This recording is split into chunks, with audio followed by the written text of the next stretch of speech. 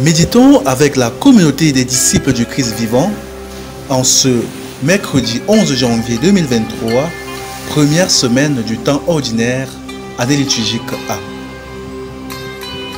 Évangile de Jésus-Christ selon saint Marc au chapitre 1, versets 29 à 39. En ce temps-là, aussitôt sorti de la synagogue de Capharnaüm, Jésus et ses disciples allèrent avec Jacques et Jean dans la maison de Simon et d'André. Or, la belle-mère de Simon était au lit. Elle avait de la fièvre. Aussitôt, on parla à Jésus de la malade. Jésus s'approcha, la saisit par la main et la fit lever. La fièvre la quitta et elle les servait. Le soir venu, après le coucher du soleil, on lui amenait tous ceux qui étaient atteints d'un mal ou possédés par des démons. La ville entière se pressait à la porte. Il guérit beaucoup de gens atteints de toutes sortes de maladies et il expulsa beaucoup de démons. Il empêchait les démons de parler parce qu'ils savaient, eux, qui il était. Le lendemain, Jésus se leva, bien avant l'aube. Il sortit et se rendit dans un endroit désert, et là il priait. Simon et ceux qui étaient avec lui partirent à sa recherche. Ils le trouvent et lui disent: « Tout le monde te cherche. » Jésus leur dit: « Allons ailleurs, dans les villages voisins, afin que là aussi je proclame l'évangile, car c'est pour cela que je suis sorti. » Et il parcourut toute la Galilée, proclamant l'évangile dans leur synagogue et expulsant les démons. Acclamons la parole de Dieu.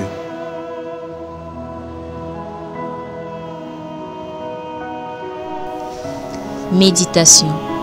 Frères et sœurs dans le Seigneur Jésus-Christ, rendons grâce à Dieu notre Père qui dans son grand amour nous a donné de voir un nouveau jour, ainsi que la possibilité de puiser des forces dans sa parole.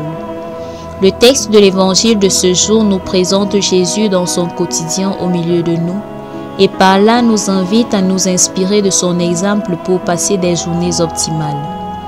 Certaines personnes n'ont pas pu se lever de leur lit aujourd'hui. D'autres n'ont pas pu sortir de leur maison. Mais nous qui sommes en santé, qui sommes sortis, qu'avons-nous à faire concrètement au cours de cette journée pour le bien-être commun et l'avancement du règne de Dieu? En effet, après la scène de la synagogue sur laquelle nous avons médité hier, Jésus et ses disciples se rendent chez Simon et André, peut-être pour se reposer ou pour prendre un repas. Mais trouvant la belle-mère de Simon souffrante, Jésus sait que son bien-être vient avant toute autre chose et décide de la guérir. Le soir, il ne se repose pas et continue à travailler, à guérir, et nous ignorons jusqu'à quelle heure. Et le matin, il ne décide pas de prolonger son sommeil, malgré la nuit sans doute courte et la fatigue de la veille. Il se lève de bonne heure pour prier. C'est là le début d'une autre journée de travail. Ce dévouement, cette énergie, cette volonté, cette disponibilité de Jésus sont impressionnantes. C'est ce modèle que nous voulons copier. Comme Jésus, la prière doit également être le point de départ de notre journée et nous devons avoir un but fixé en fonction de nos responsabilités dans la société. Ce serait par exemple pour une femme au foyer de rendre son époux et ses enfants heureux. Pour un conducteur, rouler prudemment pour éviter tout accident et satisfaire ses passagers. Pour un enseignant, donner un enseignement de qualité. Pour un commerçant, respecter le principe d'un bon rapport qualité-prix. Bref, chaque personne a un rôle noble à jouer pour le bonheur de tous. Comme Jésus, nous devons consacrer notre journée à cela en limitant les temps de divertissement et en évitant les distractions. Hélas, de plus en plus, la recherche effrénée du gain, l'autosatisfaction, l'oisiveté, L'indifférence, les réseaux sociaux et autres sont devenus des priorités et malheureusement même pour nos chrétiens. Le temps de notre prière matinale est progressivement devenu celui où nous consultons nos messages sur nos différents comptes et surfons sur Internet. On a perdu le sens du service désintéressé et bien rendu. On est parfois plus préoccupé à célébrer nos réalisations qu'à chercher à faire davantage.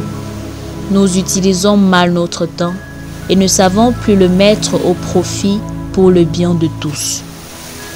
La parole de Dieu aujourd'hui me pousse à me remettre en question et à mieux planifier mon quotidien. Ai-je prié ce matin? Quel est mon objectif aujourd'hui? Que dois-je faire de concret pour y arriver et que dois-je éviter pour ne pas perdre de temps? En quoi puis-je encore me rendre utile? Voilà les questions qui vont m'aider à faire de ma journée, au milieu de mes frères et sœurs, un moment qui apporte joie et salut à l'exemple de Jésus-Christ. Prions. Père 3 fois saint, chasse de moi la paresse, le découragement et tout ce qui m'empêche d'être au service de mon prochain, pour qu'avec ton Fils, je vive à annoncer la bonne nouvelle partout où je me trouve. Intercession. Pour tous les malades physiques ou spirituels, Seigneur Jésus, nous te prions. Rends-toi à leur chevet, à travers tes médecins et tes prêtres, et donne-leur la guérison. Accorde-leur la grâce de ne pas se lancer dans l'oisiveté après leur guérison, mais qu'ils se mettent à ton service et à celui de ceux qui ont besoin d'assistance. Très Sainte Vierge Marie, prie pour nous. Exercice spirituel. Identifier ce qui m'empêche d'atteindre mes objectifs de la journée, réseaux sociaux, musique, films ou autres, et m'en abstenir aujourd'hui. Répétez l'action plusieurs fois au cours des semaines à venir.